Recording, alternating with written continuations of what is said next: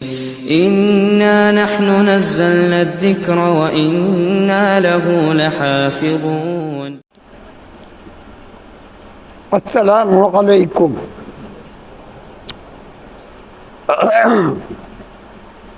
الحمد للہ نحمده ونستعینه ونستغفره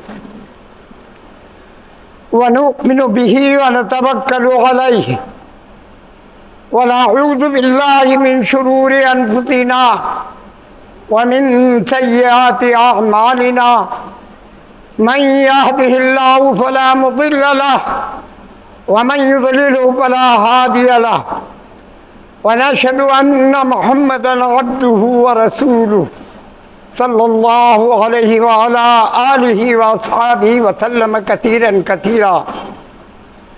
وإن خير الحديث كتاب الله وأحسن الهدي هدي محمد صلى الله عليه وسلم وشر الأمور محدثاتها وكل محدثة بدعة وكل بدعة ضلالة وكل ضلالة في النار. وأعوذ بالله من الشيطان الرجيم. بسم الله الرحمن الرحيم.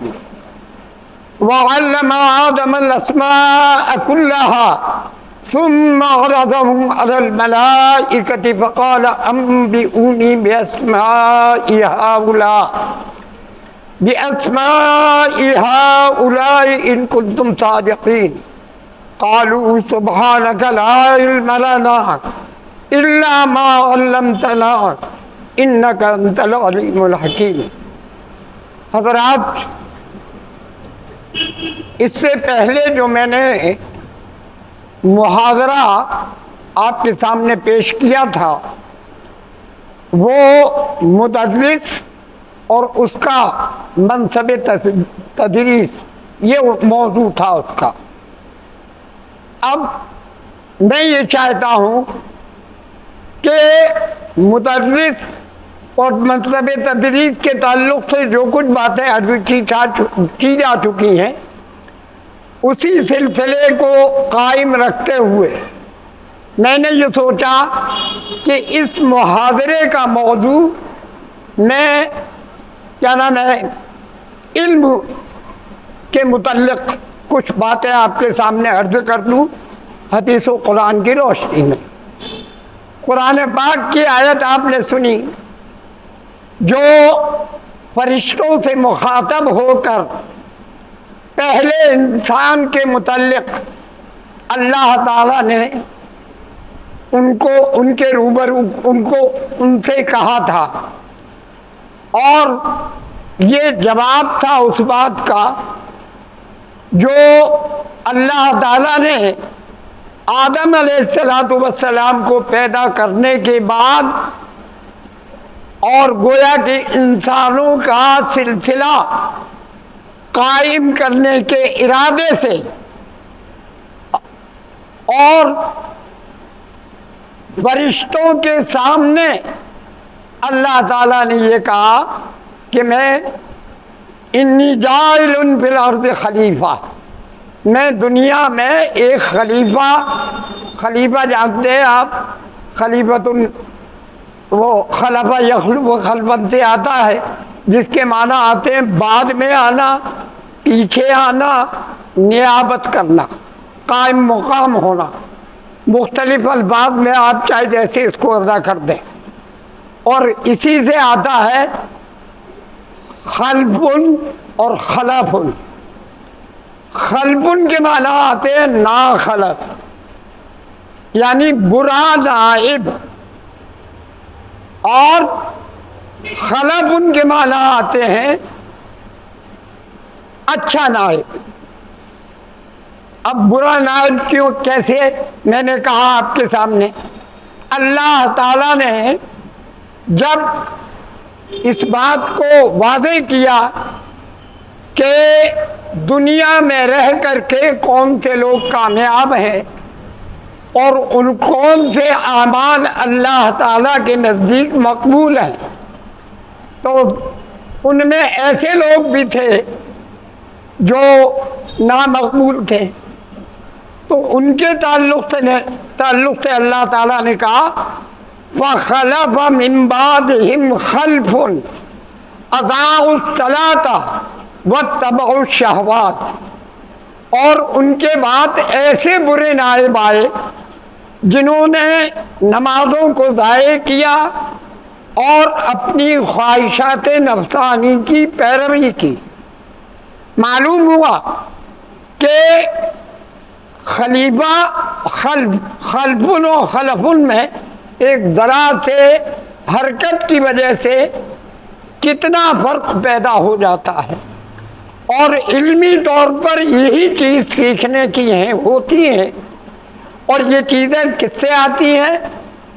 جب انسان جو کتابیں پڑھ رہا ہے طالب علم، ان کتابوں میں جو کچھ بھی ہے تو وہ اس کو جو درس میں سنا ہے اپنی کتابوں کو اساتذہ کے ذریعے سے اس کے معانی اور مطالب اور شرحیں اور لغت اور نحو اور صرف اور تدریس اور درس کا پڑھنے کا طریقہ کہ کس طرح سے عبارت پڑھی جائے گی اور کیوں ہے یہ، کس لیے آیا ہے، یہ ساری چیزیں جو ہیں جب وہ اس کو اہتمام کے ساتھ میں طالب علم اساتذہ کی بات کو سنتا ہو، کیونکہ ان کے تجربات اور ان کا علم وہ ہوتا ہے جو شاید کتابوں میں بھی بعض چیزیں نہ مل سکیں،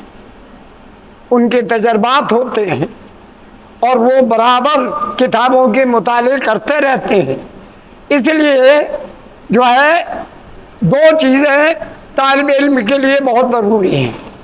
پہلی بات تو یہ کہ جو کتاب جس گھنٹی میں پڑھنے جا رہا ہے اور جتنی بھی کتابیں ہیں ان کا سب کا مطالعہ کرے۔ اب آپ کہیں مطالعے کا طریقہ کیا ہونا چاہیے؟ مطالعے کا طریقہ یہ ہونا چاہیے کہ مان لیجئے کوئی کتاب ہے اور وہ ایسی اس کی عبارت جو ہے وہ ہم کو پڑھنا ہے، خاص طور پہ رابع کے اور خامس کے اور سادس کے اور فضیلت کے بچے، تو وہ جو کتابیں پڑھتے ہیں اس میں اعراب نہیں ہوتا، تو پہلے تو اپنے طور پر وہ اعراب کو پڑھے، پھر اس کے معنی کرے۔ معنی کیوں کرے گا؟ اپنے آپ معنی کرے، اور اگر اس میں کوئی لفظ ایسا ہے جو مشکل ہے اس کو لغت میں دیکھے، لغت سے حل کرے، اور اس کے بعد جو ہے عبارت کو پڑھنے کے بعد معنی سمجھنے کی کوشش کرے۔ اسی سے جب معنی وہ سمجھ لے گا تو بہت سی چیزیں عبارت کی اپنے آپ سمجھ میں آ جائیں گی، بشرطے کہ نحو و صرف کے قواعد اس کو یاد ہو۔ دیکھیے صرف کا تعلق لغت سے ہے، جس شخص کو صرف نہیں آتی ہے، صرف میں گورا ہے، وہ لغوی معنی میں بہت کمزور ہوگا، وہ اتنے ہی رچ لے گا جتنے الفاظ اس کو سامنے لکھے ہوئے ملیں گے۔ اس کے برخلاف وہ طالب علم جو کیا نام ہے صرف کے قواعد جانتا ہے اور اس نے محنت کی ہے اور خوب رٹا ہے، کیونکہ صرف کا تعلق رٹنے ہی سے ہوتا ہے۔ ایک اخفش تھے نا، امام اخفش کہلاتے تھے وہ، ان کا وہ صرفی تھے بہت بڑے۔ وہ کیا کرتے تھے کہ کسی بھی قاعدے کو صرف کے یاد کرنے کے بعد بکری کا بچہ ایک تھا اس کے کان میں کہہ دیا کرتے تھے۔ اب اگر کسی بکری کے بچے کا آپ کان پکڑیں تو کان پھٹ پھٹاتا ہے، تو وہ کہتے تھے اچھا تیری سمجھ میں ابھی نہیں آیا، پھر دوبارہ پڑھ، پھر دوبارہ، اس طرح سے۔ تو اللہ نے ان کو امام اخفش بنا دیا۔ معلوم ہوا کہ صرف کو بار بار یاد کرنے سے ہی صرف کے قواعد آتے ہیں۔ ایک بات، دوسری بات اور ذہن میں رکھتے چلیے یہاں سے، اپنے موضوع پہ بعد میں آؤں گا.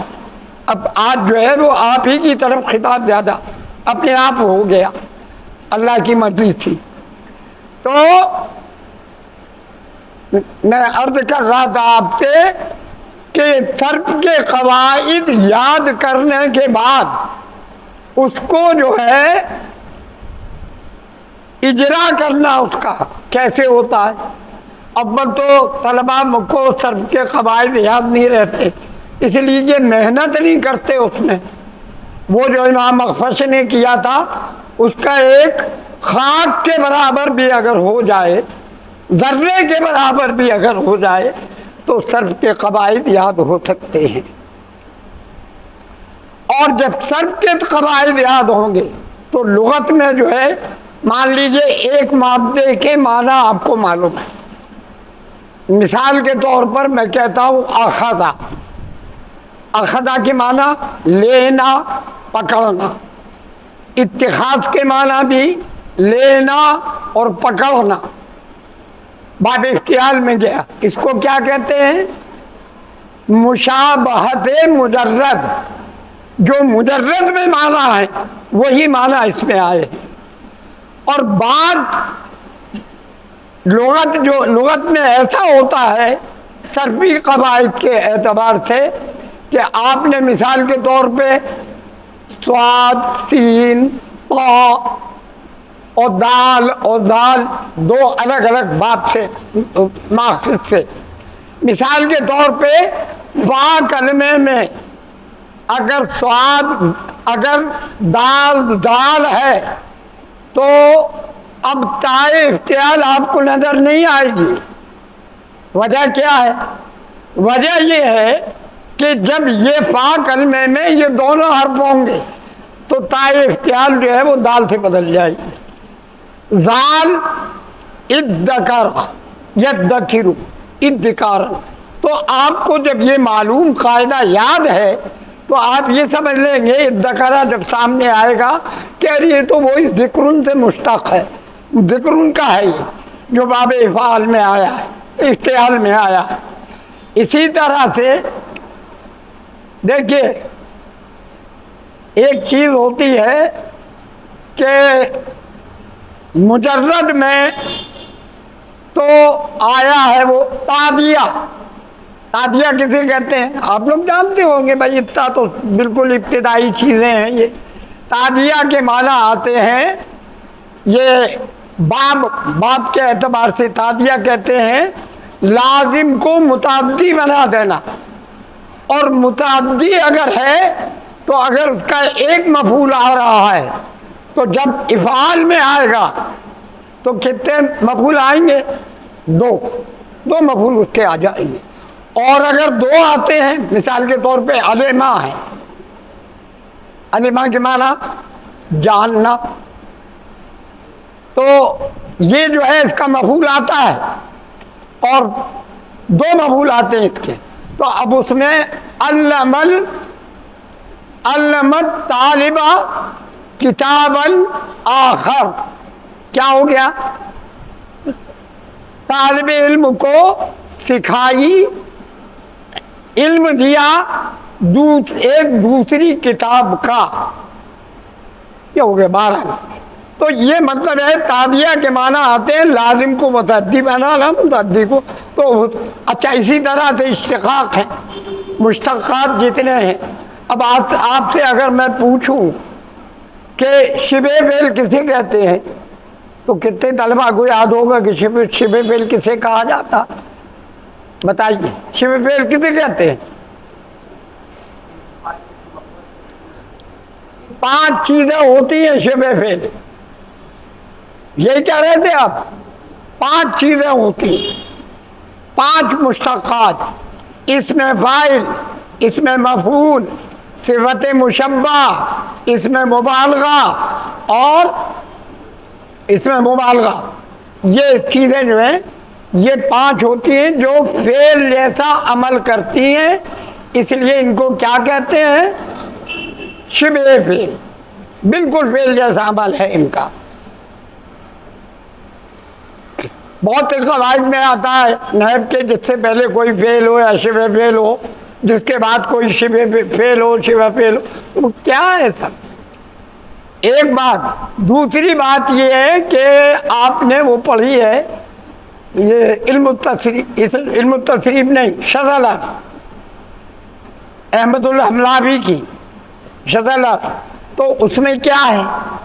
وہ یہ کہتے ہیں احمد الحملاوی، جس کو آپ تمام کتابوں میں یہ پڑھتے چلے آ رہے ہیں کہ خاصیات ابواب، وہ اس کے کیا کہتے ہیں؟ معانی زوائد۔ تو یہ معانی زوائد پیدا ہو جاتے ہیں جب ایک فعل گیا اس میں، اور کبھی ایسا ہوتا ہے حمزہ اگر آتا ہے تو وہ دور کر دیتا ہے المعانی کو، اور اسی طرح سے خیر اور شر ہے۔ بتائیے کیا ہے خیر اور شر؟ کیا ہے؟ مشتق ہونے کے اعتبار سے خیر اور شر کیا ہے؟ خیر بھی اس میں تبدیل ہے اور شر بھی اس میں تبدیل ہے، لیکن اس میں تبدیل کا وزن ہے ہی نہیں۔ کیوں ہے؟ یہ خلاف قاعدہ حمزہ حذف ہو گیا ہے۔ اخیرو اور اشررو تھا، وہ ادغام ہو کر کے اشرو ہوا، اور اس کے بعد خلاف قاعدہ حمزہ حذف ہو گیا، لہذا خیر اور شر رہ گیا۔ تو اس طرح سے اگر آپ کو قواعد یاد ہو صرفی تو لغت سے تعلق اس کا ہوتا ہے۔ اب آ جائیے نحو میں کیا ہوتا ہے؟ فعل کا عمل کس طرح سے ہوتا ہے اور کب کب ہوتا ہے اور کیسے کیسے ہوتا ہے۔ مثال کے طور پہ ایک فعل ہے، اس نے فاعل کو دے دیا رفع اور مفعول کو دیتا ہے وہ نصب دیتا ہے، رفع دیتا ہے اور نصب دیتا ہے، تو یہ دونوں چیزیں ہیں۔ لیکن کبھی ایسا ہوتا ہے تو یہ کب ہوتا ہے؟ جب مفعول بھی ہو، مفعول بھی پر ہی نصب آتا ہے۔ اب ہم مفعول بھی کے بجائے مفعول اس کو کہتے ہیں مفعول فی کو، اچھا، یا ہم کہتے ہیں کہ مفعول لہو ہے، مفعول معہو ہے۔ تو مفعول معہو کا ایک اور خاص قاعدہ یہ ہے، کیا قاعدہ ہے؟ مفعول معہو کی تعریف ہی کیا ہے؟ مفعول معہو اس منصوب کو کہتے ہیں جس سے پہلے واو ماں کے معنی میں ہو، مصاحبت کے لیے آیا ہو، تو وہ جو ہے مفعول معہو ہوتا ہے۔ اب بتائیے واو عاطفہ بھی ہوتا ہے اور واو منصوب بھی، نصب بھی دے رہا ہے، تو وہ واو نصب نہیں دے رہا، بلکہ ماں کے معنی میں ہونے کی وجہ سے اس کو جو ہے وہ نصب آ گیا ہے، کیونکہ وہ ماں کی معیت کے معنی میں ہے، اور ماں کے بعد جو ہے اسے مجرور ہونا چاہیے تھا، لیکن وہ ماں ختم ہو گیا اور وہاں پر کیا آ گیا؟ واو، معیت، مصاحبت والا، لہذا وہ منصوب ہو جائے گا۔ تو اس طرح سے نحو کے قواعد اگر ہمیں یاد ہوں تو اب کب عاطفہ مانیں گے، کب کیا نام ہے ہم اس کو وہ مانیں گے معیت والا، مصاحبت والا، جو اس میں مفعول ہوگا اس وقت، جیسے جال بردو و تیال سطح ہے۔ اب دیکھیے جال بردو و تیال سطح ہونا چاہیے اسے، لیکن جال بردو و تیال سطح کیوں؟ اس وجہ سے کہ یہ وہ نہیں ہے واو عاطفہ، یہ واو معیت کا اور مصاحبت کا ہے، جو اس کے معمول کو منسوب کر دیتا ہے،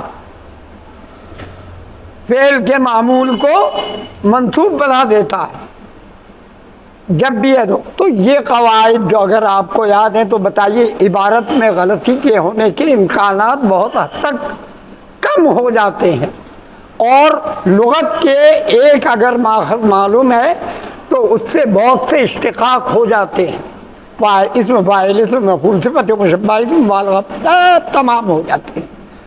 اور تعلیلات اگر یاد ہیں تو پھر کہنے ہی کیا۔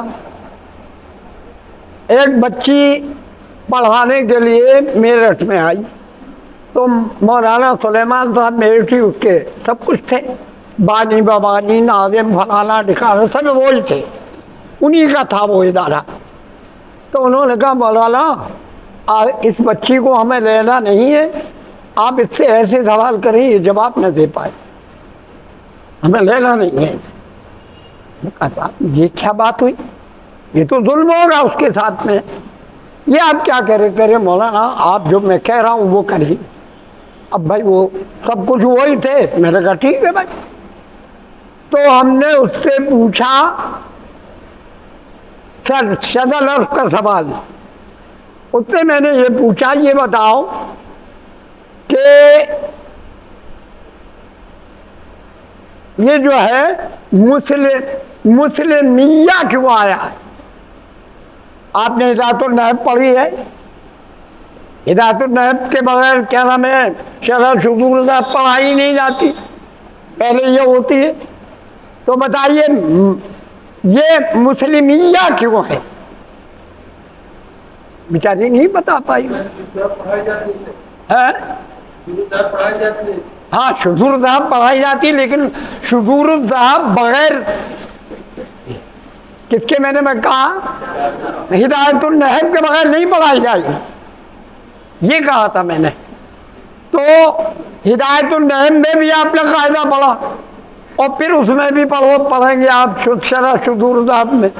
تو مسلمیہ کیسے ہو گیا؟ یہاں پر جو ہے قاعدہ صرف کا آئے گا، وہ نحب کا قاعدہ نہیں ہے، یہاں بھی صرف کا قاعدہ آئے گا۔ کیا ہے صرف کا قاعدہ؟ جب واو اور یا ایک کلمے میں ایک جگہ جمع ہو جائے اور ان میں سے پہلا ساکن ہو دوسرا متحرک ہو تو وہ واو جو ہے وہ یا سے بدل جاتا ہے۔ اب دیکھیے مسلمون، اب اس کی اضافت کس کی طرف کی؟ یا کی طرف، تو نون تو گر گیا، اب کیا ہو گیا؟ واو یا ہو گئے، واو ساکن ہے یا متحرک ہے، واو کو یا سے بدل دیا اور یا کی مناسبت سے ما قبل کو یعنی میم کو کسرہ دے دیا، مسلمیہ ہو گیا۔ اب بتائیے کتنے طالب علم ہیں جو ہدایت النحب بھی پڑھ چکے ہیں اور شذ لفظ بھی پڑھ چکے ہیں اور آپ کی امین الصیغہ بھی پڑھ چکے ہیں، اور ہو سکتا ہے کتاب الصد بھی پڑھی ہو، اور معلم الانشاء میں بھی قواعد ہوتے ہیں بہت، نحب کے بھی اور صرف کے بھی۔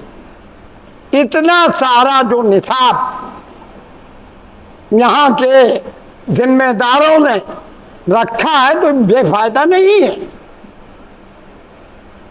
جب تک اب دیکھیں یہ تو آپ شروع سے کرتے چلے آ رہے ہیں کہ مطالعہ کیا اور پھر آ کر کے سبق پڑھا اور پھر سبق کو دہرایا اور پھر اس کو مذاکرہ بھی کر لیا، سب ہو گیا، لیکن اب آ گیا امتحان۔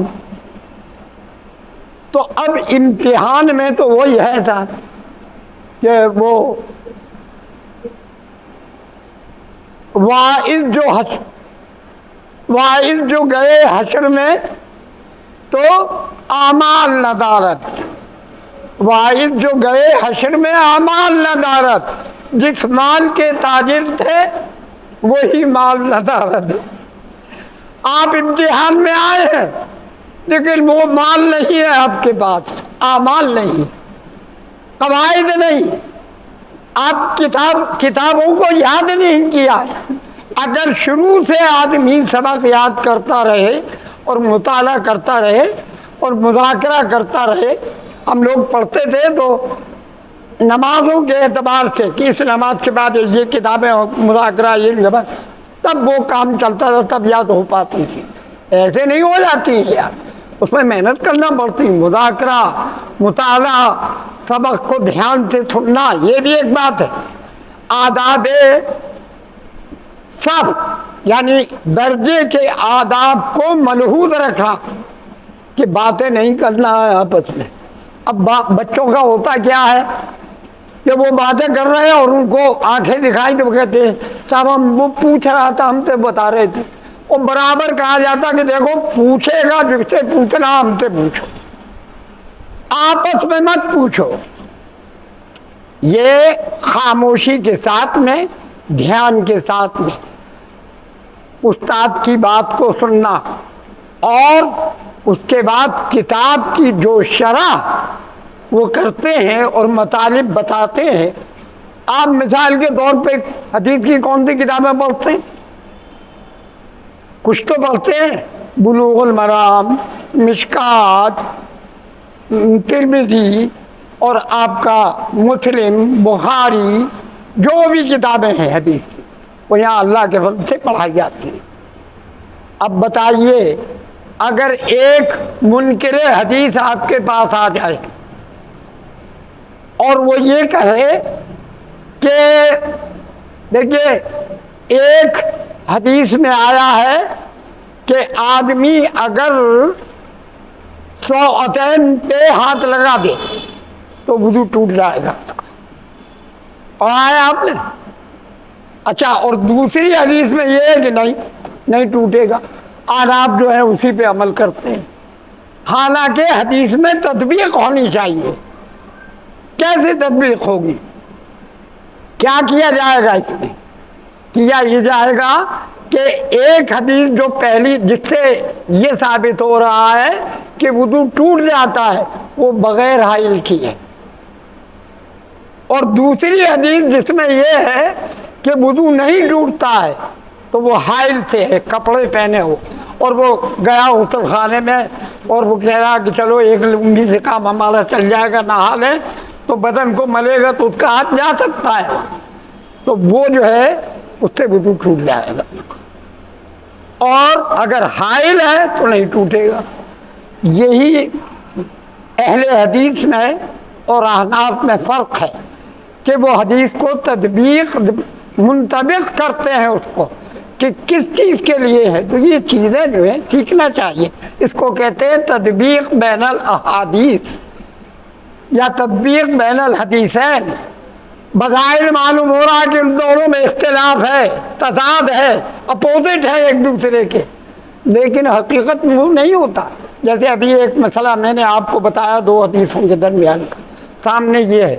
کبھی ایسا ہوتا ہے کہ ترجیح دی جاتی ہے، ایک حدیث جو ہے اس کی سند زیادہ مضبوط ہے، یا ایک حدیث جو ہے وہ اکیلی ہے اور ساری حدیثیں اس کے خلاف ہیں. جیسے مثال کے طور پر قرآن کی آیت ہے تو قرآن کی آیت کبھی مجمل ہوتی ہے اور اس کی شرح کرتی ہے حدیث. اب ان کا مسئلہ کیا ہے کہ سورہ فاتحہ کو مت پڑھو پیچھے.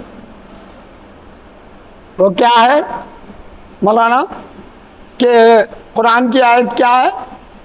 اذا قرئ القرآن فاستمعوا وانصتوا لعلکم ترحمون، کہ جب قرآن پڑھا جائے تو خاموش رہو. اور استمعوا کے معنی کیا آتے ہیں معلوم ہے؟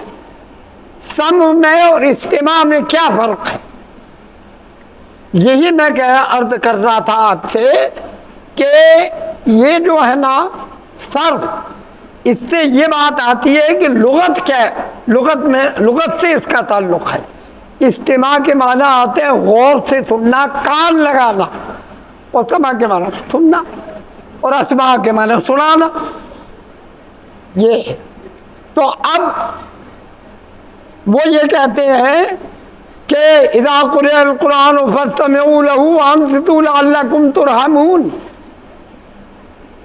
کہ سنو اور خاموش رہو. تو اس کا مطلب یہ ہوا کہ بس ایک قرآن کی آیت جو ہے وہ آپ ایک جگہ سے لے کر کے اور احادیث کے پورے احادیث کے مجموعے کو کا بیڑا غرق کر دیں گے. اس لیے کہ جو سورہ فاتحہ کے بارے میں روایتیں ہیں وہ حد تواتر کو پہنچتی ہیں، اور یہ میں اپنی طرف سے نہیں کہہ رہا، ان کے بہت بڑے امام محمد رحمۃ اللہ علیہ جو شاگرد تھے امام ابو حنیفہ رحمۃ اللہ علیہ کے، انہوں نے ایک کتاب لکھی ہے وہ موطا امام محمد، اور اس پہ حاشیہ لکھا ہے مولانا عبداللہ صاحب لکھنوی نے، جو ہندوستان احناف کے بہت بڑے عالم تھے اور واقعتاً تھے۔ انہوں نے یہ لکھا ہے اس میں تعلیق میں کہ یہ جو ہے آپ کی یہ سورہ فاتحہ کی روایتیں یہ حد تواتر کو پہنچتی ہیں۔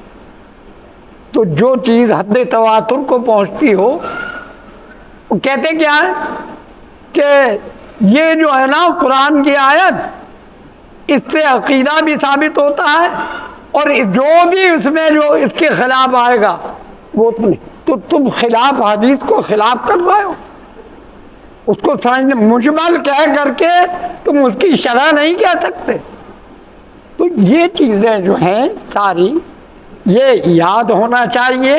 اور اب جو امتحان آ رہا ہے اس میں بہت سے سوالات ایسے ہوتے ہیں کہ ماشاءاللہ آپ لوگ آخری درجات میں ہیں، تو ان آخری درجات والوں کو اپنے آپ اسے حل کرنا چاہیے، اور یہ جبھی ہوگا جب محنت سے شروع سے کرتے چلے آ رہے ہیں۔ میں ایک اپنی بات کہہ رہا ہوں، میں جب طالب علم تھا تو ایک کتاب ہے ہدایہ، حنفی تھا، میں ندوے میں پڑھتا تھا، فضیلت میں کتاب تھی۔ وہ کتاب جو ہے مشکات، آپ نے دیکھی یا ہدایہ چاہے دیکھی ہو یا نہ دیکھی ہو، مشکات جو ہے یہ فقہ کی ان کی معتبر ترین کتاب ہے احناف کی۔ تو وہ جو ہے نا ضخیم اتنی ہے، اس سے زیادہ ضخیم ہے، مشکات کی دونوں جلدیں ملا دی جائیں اور ہدایت، تو وہ چونکہ پڑھتے چلے آ رہے تھے تو ظاہر ہے وہ ختم تو ہوتی نہیں، جتنی بھی ہو گئی تھی بہت ہو گئی تھی، کافی، رات بھر میں سبق تک ہم پہنچ گئے تھے بالکل۔ کیوں؟ بس صرف دیکھتے چلے جا رہے تھے۔ کیوں؟ پہلے سے مذاکرہ، پہلے سے مطالعہ، پہلے سے کیا نام ہے یاد کرنا، یہ ساری چیزیں تھیں۔ تو بھائی پہلے سے اگر یاد نہیں کیا ہے تو اب تو سر پہ کھڑا ہوا ہے امتحان، اب تو یاد کر لو۔ اب بھی سوتے رہیں گے تو کیسے کام چلے گا؟ جب دیکھیے مولانا تکلیف کر کے آپ لوگوں کو اٹھاتے ہیں، ہر نماز میں دیکھیں، ارے نماز تو گئی، اب نماز تو ہے ہی ہے ضروری چیز، اور یہ اس سے زیادہ طالب علم کے لیے ضروری ہے، کیونکہ نماز کا تو تعلق کس سے ہے؟ اللہ تعالیٰ سے، اور بندے کے ساتھ ہو سکتا ہے وہ معاف کر دے، لیکن جو پڑھ نہیں رہے ہیں تو ممتحن معاف نہیں کرے گا، وہ تو آپ کو نمبر وہی دے گا جو آپ نے کتاب۔ اب ہوتا کیا ہے، طالب علم ہی کہتا ہے کہ کاپیاں جب جانچ کر کے آتی ہیں اور نمبرات انہیں جب معلوم پڑتے ہیں کہ ارے ہمیں فلانا مولانا صاحب نے فیل کر دیا، ہم نے تو اس کا پرچہ بالکل پورا حل کر دیا تھا، لیکن تم نے پورے سوال حل کیے تھے، صحیح کیے تھے کہ نہیں کیے تھے؟ اور صحیح کب ہوں گے؟ جب یاد کریں۔ تو امتحان اب آ گیا ہے۔ سب سے ضروری بات آپ حضرات کے لیے یہ آپ سے عرض کروں گا کہ ساری قوم میں برابر وہاں جہاں پہ پڑھاتا ہوں میں برابر اس کی تاکید، آداب درجے کے آداب اور یہ وہ سب بتاتا رہتا ہوں، اور کبھی کبھی ڈانٹتا بھی، مارتا نہیں میں، لیکن ہماری ڈانٹی کافی ہوتی ہے اللہ کے بندے، سب بچیاں اپنے سمجھ جاتی ہیں۔ تو یہ جو ہے نا، اگر آپ نے اب بھی محنت نہیں کی تو وہی ہوگا، واحد جو آئے حشر میں اعمال ندارت، جس مال کے تاجر تھے وہی مال ندارت، جو محنت کرنی چاہیے تھی وہ کی نہیں، وہ ہے ہی نہیں اپنے پاس، تو امتحان کیا دیں گے آپ؟ صحیح معنی میں امتحان کیسے دیں گے؟ ابھی سے یاد کرتے رہیں، محنت اتنی کریں کہ جب تک مطمئن ہو جائے ہر کتاب میں کہ ہم انشاءاللہ اب کامیاب ہو جائیں گے۔ اب دیکھیے جو ایک آیت ہم نے پڑھی تھی اب اس کا ترجمہ کر کے میں آپ کے سامنے علم کا تعلق بتاتا ہوں. 2-4 حدیثیں میں لکھ لایا تھا اس پہ، وہ آپ کے سامنے انشاءاللہ عرض کروں گا. اللہ تعالیٰ نے حضرت آدم علیہ السلام کو پیدا کیا. آپ سب پڑھے اور لکھے لوگ ہیں، آپ سے کہنا کیا، لیکن کچھ نکات ہو سکتا ہے ایک آدھ نکتہ ایسا آ جائے جو آپ کی سمجھ میں پہلے نہ آیا ہو. ہر ایک کی بات ہوتی ہے، کسی کی سمجھ میں کچھ آ گیا، کسی کی سمجھ میں کچھ آ گیا، اور نکات تو ہوتے ہیں. تو آدم علیہ السلام کو پیدا کیا، اور پیدا کرنے کے بعد جب اللہ میاں نے یہ کہا فرشتوں کو مخاطب کر کے وہی وَعَلَّمَ آدَمَ الْأَسْمَاءَ كُلَّهَا، علم دے دیا تمام چیزوں کا. پہلی وحی تھی حضور صلی اللہ علیہ وسلم کی اقرا بسم ربک الذی، وہ بھی علم. آدم علیہ السلام کو بھی اشیاء کا علم دے دیا، سب چیزوں کا، جو بھی چیزیں دنیا کے اندر ہونے والی تھی سب کا دے دیا. اب فرشتوں سے کہا کہ بھائی تم کہتے تھے، اعتراض کر رہے تھے کہ ہم خلیفہ میں بنا کے بھیجیں گے انسان کو، تو تم نے کہا کیا ہے وہ آیت؟ وَعَلَّمَ، اس سے پہلے وَعَلَّمَ آدَمَ الْأَسْمَاءَ سے پہلے جو ہے وَإِذْ قَالَ رَبُّكَ لِلْمَلَائِكَةِ إِنِّي جَاعِلٌ فِي الْأَرْضِ خَلِيفَةً قَالُوا أَتَجْعَلُ فِيهَا مَن يَسْفِكُ الدِّمَاءَ وَنَحْنُ نُسَبِّحُ بِحَمْدِكَ وَنُقَدِّسُ لَكَ قَالَ إِنِّي أَعْلَمُ مَا لَا تَعْلَمُونَ. کہ آدم علیہ السلام کو پیدا کرنے کے بعد فرشتوں سے کہا کہ میں پیدا کرنے سے پہلے فرشتوں سے کہا کہ دیکھو دنیا میں اپنا ایک خلیفہ بنانا چاہتا ہوں. ماشاء اللہ آپ لوگ پڑھے لکھے لوگ ہیں، آپ جانتے ہیں کہ آدم علیہ السلام کی خلافت کیا ہے اور نیابت کیا ہے. یہ علم جو ہے اس کا حاصل کرنا یوں سمجھیے کہ خدا تعالیٰ کی وہی نیابت ہم کو حاصل ہو رہی ہے. اللہ کے رسول صلی اللہ علیہ وسلم نے فرمایا تخلقوا باخلاق اللہ کے اخلاق کے ساتھ اخلاق کو تم اپنے اندر پیدا. وہ کھلاتا پلاتا ہے، تم مساکین کو کھلاؤ پلاؤ مثال کے طور پہ. اس کے پاس علم ہے، تم علم میں محنت کرو. وہ خیر کی دعوت دیتا ہے، تم خیر کی دعوت دو. یہ سب اللہ کی صفات اپنے اندر پیدا کرنا ہے. یہ نہیں ہے کہ ہم اللہ میاں ہو گئے، یہ بات دوسری ہے. تخلقوا باخلاق اللہ کی عادات پیدا کرو اپنے اندر. اور جب اللہ کی عادات پیدا کرو گی تبھی صحیح معنی میں انسان بھی بن سکتے ہو، ورنہ انسان نہیں ہے جس کے اندر وہ صفات نہیں آتی ہیں. اللہ میاں نے یہ بھی کہا کہ اللہ تعالیٰ نے اپنی رحمت کے 100 درجے قائم کیے، اس میں سے ایک درجہ دنیا میں بھیج دیا، انسانوں جانوروں سب اس میں. تو بھائی یہ اللہ کی رحمت جو ہے یہ بھی تو اللہ کی صفت ہے، مگر اس صفت کے پیدا کرنے کا حکم ہے، وہ اس سے پیدا نہیں ہو جاتا. وہ اللہ میاں تھوڑی ہو جائے گا کہ میرے اندر اتنی سی اللہ میاں کی صفت آ گئی میں بھی تو اللہ ہوں، ایسا نہیں ہے. خیر، تو اس لیے عرض یہ ہے کہ آدم علیہ السلام سے جب کہا ان سے فرشتوں سے، تو انہوں نے یہ کہا کہ ایسا خلیفہ کیوں بنا رہا ہے؟ تو اللہ میاں نے کہا آؤ سامنے. آدم علیہ السلام کو تمام چیزوں کا علم دے دیا. اور فرشتوں سے کہا کہ تم بتاؤ، تو کہا ہم تو نہیں جانتے، اور ہم کیسے بتا سکتے ہیں، ہم تو وہی جانتے ہیں جو تم نے ہمیں سکھا دیا ہے. تو کہا اسی لیے میں نے کہا تھا کہ وہ جو ہے صرف سفق دماغ نہیں بلکہ اس کا ایک امتیاز علم بھی ہوگا. جو نیک اور فرما بردار ہوں گے وہ علم میں بھی کوشش اور محنت کریں گے اور وہ علم کو حاصل کریں گے.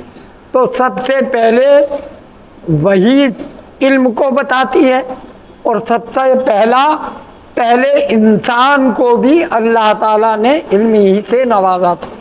اس لیے علم حاصل کرنے میں ہمیں محنت کرنی چاہیے۔ اب تھوڑی سی حدیثیں میں تین حدیثیں لکھ کے لایا ہوں، وہ آپ کے سامنے اور تم بات ختم کرتا ہوں۔ جو اصل موضوع تھا وہ تو ہو نہیں پایا، آپ سے باتیں زیادہ ہو گئی۔ عن واصلة بن الأسقع عن واصلة بن الأسقع قال قال رسول الله صلى الله عليه وسلم من طلب العلم وأدركه كان له كفلان من الآخرة فإن لم يدركه كان له من الأجر كفلان من الأجر فإن لم يدركه فإن له كفل من الأجر رواہ الدارمی۔ اب دیکھیے اس میں کیا فرمایا حضور صلی اللہ علیہ وسلم نے۔ واصلہ ابن اسقع رضی اللہ تعالیٰ عنہ سے روایت ہے، انہوں نے کہا کہ رسول اللہ صلی اللہ علیہ وسلم نے ارشاد فرمایا جس نے علم طلب کیا، ایک ہے طلب علم اور ایک ہے ادراک علم، ان دونوں میں بہت فرق ہے۔ طلب علم تو یہ ہے کہ آپ پڑھنے کے لیے آ گئے، ماں باپ نے بھیج دیا، اور ان بیچاروں نے جو ایثار کیا ہے اس کا بھی لحاظ نہیں کرتے۔ کیا ایثار کیا؟ ارے بھائی ایک تو محبت کو اپنی تج دیا۔ مائیں خاص طور پہ کہتی ہوں گی کہ جانے میرے بچے کو کھانے میں کیا مل رہا ہے، جانے وہ کیسے رہ رہا ہے، جاڑوں کا زمانہ آیا تو جانے سردی کے کپڑے اس کے صحیح معنی میں ہے کہ نہیں، یہ تمام چیزیں۔ اور محبت بچے کا جدا ہونا وہی اس کے لیے ماں کے لیے ایک پہاڑ ہو جاتا ہے، وہ دن رات اسی میں رہتی، ٹینشن رہتا ہے اس کو آج کی زبان میں کہ ہمارا بچہ جانے کیسا ہو کیا ہو۔ اسی لیے جو شہر میں رہتے ہیں نا وہ داخل کر گئے تو دیکھو ہر وقت چلے آتے ہیں، برابر چلے آ رہے ہیں۔ تو یہ کیوں ہوتا ہے؟ اس لیے کہ ان کی محبت ہے، انہوں نے ایثار کیا، اپنی محبت کو ایک طرف ڈال دیا، اور علم کے حاصل کرنے کے لیے، تاکہ وہ اس حدیث پہ عمل ہو جائے کہ اگر وہ علم حاصل کرے گا تو وہ اس کے لیے دعائیں کرے گا، ولد صالح ہو جائے۔ معلوم ہوا دو چیزیں ہونی چاہیے، ایک علم اس کا حصول، اور دوسرے اعمال خیر اور صفات صالحہ اپنے اندر مدرسے میں رہ کر کے پیدا کرنا ہے۔ ہاں تو جس نے علم حاصل کیا وہ ادرکہ، ادرکہ کے معنی کیا یہ کہتے ہیں؟ ادرکہ یدرک، ادراک کے معنی آتے ہیں پا لینا، اور ادرکہ طعام کے معنی آتے ہیں کھانے کا پک جانا۔ اسی طرح سے ادرکت الاسمار کے معنی بھی یہی آتے ہیں کہ پھل پک گئے۔ تو یہ جو ہے نا یہاں ادرکہ کا لفظ ہے، یعنی اس نے علم کو بھرپور پا لیا۔ بھائی پک گیا ہے تو وہ بھرپور ہو گیا، پھل پکا بھرپور ہے۔ تو اسی طرح سے علم سے آراستہ اور پیراستہ ہو گیا وہ، پھر کیا ہوگا؟ تو اس کے لیے کیا ہوگا؟ دو اجر ملے گی، حصہ، کفلن مانے حصہ، کفلان دو حصے ہوں گے اجر کے۔ اور جس نے علم کی طلب تو کی، چلے تو آئے سفر کر کے، گھر سے شہر سے چلے تو آئے، مگر نہ درجے میں حاضر ہوتے ہیں۔ وہ ایک ان کا اصول ہے متصوفین کا، تصوف والوں کا، کہ خلوت در انجمن۔ دیکھیے ذرا وہ کیا کہتے ہیں، خلوت در انجمن کا مطلب یہ ہوتا ہے کہ وہ لوگ خلوت کے زیادہ قائل ہوتے ہیں، اکیلے بیٹھ گئے اللہ اللہ کر رہے ہیں، تو وہ انجمن میں بھی، محفلوں میں بھی بیٹھے بیٹھے تو ہیں یہاں مگر اگر ان کا ذہن لگا ہوا ہے کہاں. تو ایسے ہی طالب علم کا معاملہ ہے. یہ کیا ہے؟ یہ خلوت نہیں بلکہ جمعیت در خلوت. یہاں معاملہ جو ہے الٹا ہے. بیٹھے تو ہیں کلاس میں اور ذہن ہے جانے کہاں، سوچ رہے ہیں اس کے بارے میں. تو بھائی دیکھو، سب سے پہلی بات یہ ہے کہ آداب کا درجے کا، تمام اساتذہ کا احترام اور ان سے علم کو حاصل کرنے کی طلب، اور پھر اس کو یاد رکھنا، اور پھر اس کے بعد جب امتحان آ جائے تو سب خاص طور پہ یاد رکھنا، ورنہ وہی جو ہم نے شعر پڑھا ہے اس کے مطابق وہ اعمال نظارت جب ہوں گے تو پھر کیا ہوگا؟ فیل ہوں گے یا کم نمبر آئیں گے. پھر آپ کہیں گے وہ فلانے صاحب نے ہمیں فیل کر دیا، ہم نے تو سب سوال کر دیے تھے، مگر کر دیے تھے تو کیا کیے تھے. یہ ہونا چاہیے. اس لیے محنت ضروری ہے. عن ابن مسعود رضی اللہ تعالی عنہ قال قال رسول اللہ صلی اللہ علیہ وسلم. دیکھیے تو یہ علم کے سلسلے کی حدیث آپ کے سامنے میں نے عرض پڑھی. اب یہ دوسری حدیث عبداللہ ابن مسعود رضی اللہ تعالیٰ عنہ سے روایت ہے. انہوں نے کہا کہ رسول اللہ صلی اللہ علیہ وسلم نے ارشاد فرمایا کہ لا حسد الا فی اثنتین. اس کے دو معنی کیے جاتے ہیں. لا حسد الا فی اثنتین. ایک تو حسد کے معنی آپ جانتے ہی ہیں کیا ہوں گے، یہاں پہ رشک کے معنی ہوں گے. حسد اپنے اصلی معنی میں نہیں ہے بلکہ رشک کے معنی ہوں گے.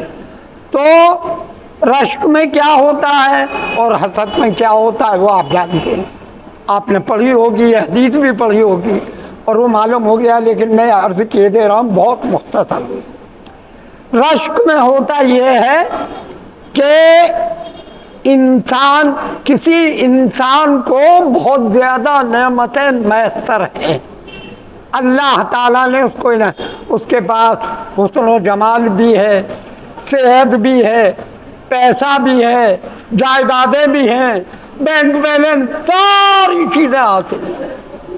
تو اب اگر رشک ہے تو کیا کہے گا؟ اللہ تعالیٰ سے دعا کرے گا کہ اللہ میاں جو نعمت تو نے اسے جیسے اسے نوازا ہے، اے اللہ تو مجھے بھی نواز دے.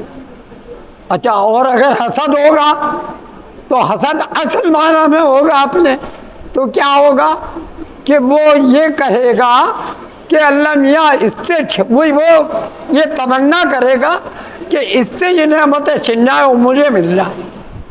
تو رشک میں نعمت سلب نعمت کی نیت نہیں ہوتی، سلب نعمت کے لیے نیت نہیں ہوتی.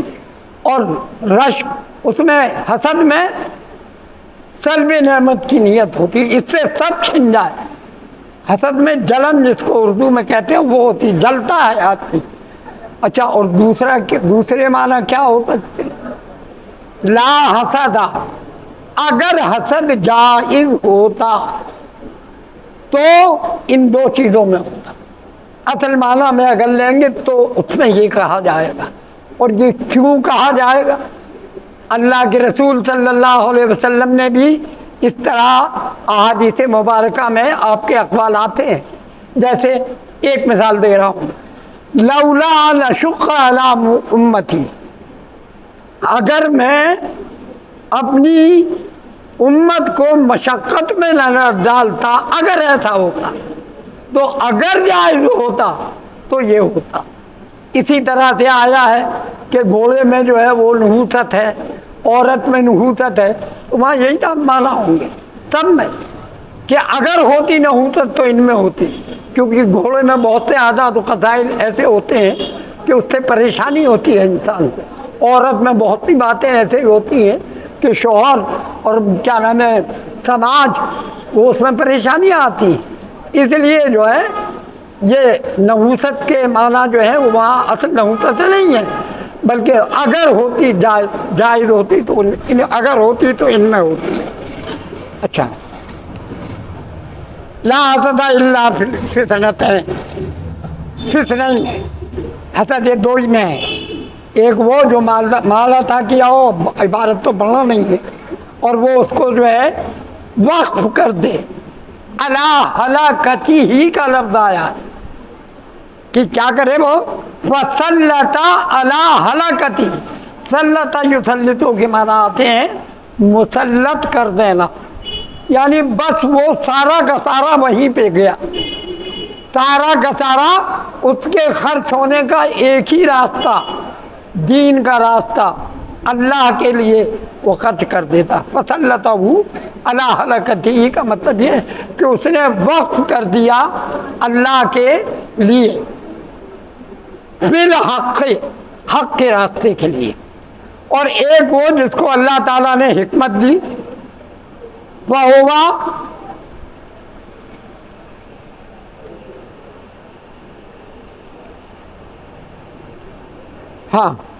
يَقْضِي بِهَا وَيُعَلِّمُهَا. تو وہ اس سے حکمت سے مراد کیا ہے؟ علم. اللہ نے کسی کو علم دیا تو وہ جو ہے علم و دانش کہتے بھی ہیں، دونوں کے معنی، اور حکمت و دانش بھی کہتے ہیں اردو میں. تو علم کے معنی یہاں اس کے معنی جو ہے وہ علم کے ہیں. تو اللہ نے علم دیا تو وہ کیا کرتا ہے؟ وہ اس کے ذریعے سے فیصلہ کرتا ہے، اس کی روشنی میں فیصلہ کرتا ہے. وہ یقضی بِهَا وَيُعَلِّمُهَا، اور وہ اس کو سکھاتا ہے، تعلیم دیتا ہے. بات ٹھیک ہے، لوگ نہیں سمجھتی. مگر دیکھیے یہاں آپ نے جو کچھ بھی میں نے عرض کیا ہے تو آپ کی طرف زیادہ خطاب اس لیے کیا کہ تاکہ امتحان میں بھائی حاصل مدرسے میں آنے کا، ہمارے بھی آنے کا وہی ہے کہ ہمیں بھی علم حاصل ہو، اور آپ کے آنے کا بھی یہی ہے. جب ہم پڑھاتے ہیں تو ہم مطالعہ کرتے ہیں، کتابیں دیکھتے ہیں، تو ہمیں بھی آپ کو پڑھاتے ہیں، ہمیں حاصل ہوتا ہے، اور آپ کو بھی یہی کرنا. تو اس لیے جو ہے اب اس کی طرف دھیان دیجیے اور خوب یاد کریے. آدمی اگر شروع سے پڑھتا ہے تو اسی لیے محنت نہیں کرنا پڑتی. اب محنت ورنہ پھر وہ اعمال ندارت ہو جائے گی. اس لیے جو آپ سے عرض ہے، اور اللہ تعالیٰ سے دعا ہے کہ ہم سب کو ہی علم سے محبت نصیب فرمائے، اور اس کے حصول کو اپنا مقصد اور اپنی منزل ہمارے اندر قرار دینے کی ہمیں توفیق دے دے. اور اے اللہ جتنے بھی ہمارے طلباء یہاں موجود ہیں یا طالبات موجود ہیں اور سن رہی ہیں میری بات کو، اللہ تعالیٰ ان سب کو عالم اور طالبات کو عالمہ بنا دے، اور ایسا علم دے کہ وہ سماج کی صحیح معنی میں خدمت کر سکے. وآخر دعوانا الحمدللہ رب العالمین.